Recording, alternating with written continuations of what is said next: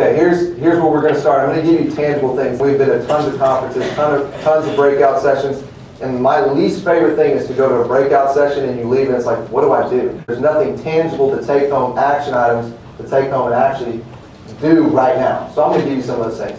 So when you get home, make a list of the top 5, 10, 20 companies that you want to work for. Get contact information, write it down next to it. So make kind of a spreadsheet. I want to work for BNSF, KPMG, Deloitte, Buckley Oil Company.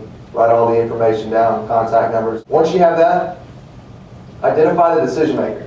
And that's as simple as maybe a phone call or an email. Call up, if it's an operator, say, I want to eventually come to work for BNSF and work in the accounting department. Do you know who handles the hiring for that process? So you want to get the contact information of the decision maker. Without that, if you're not talking to the person that's actually running the process, it may be somewhat beneficial, but it's not going to give you all the detailed answers you're going to need. Next one, develop a PR packet. It doesn't just have to be a resume.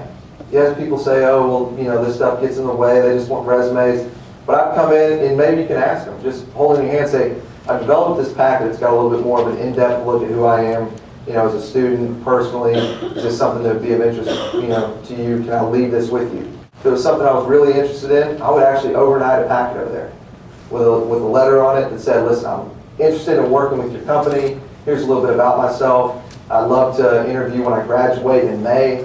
I'd love to get in contact with you, learn a little bit more about that process. And the thing that the recruiter, that the HR manager, whoever it is that's hiring is going to look at is go, if they will put this much time and effort into the hiring process, what are they going to do when they're actually getting paid here?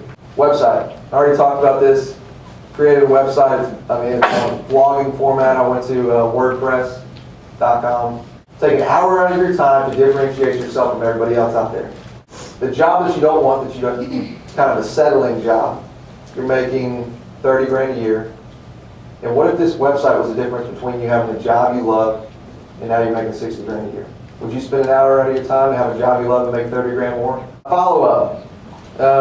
What are you doing after that process? What I did, if I contacted them right now, I contact them again in 3 months and just say, hey, just want to, touch base with you again. It's been a while since we chatted. And we'll see if there may be a time where I can just swing by the office and introduce myself to you.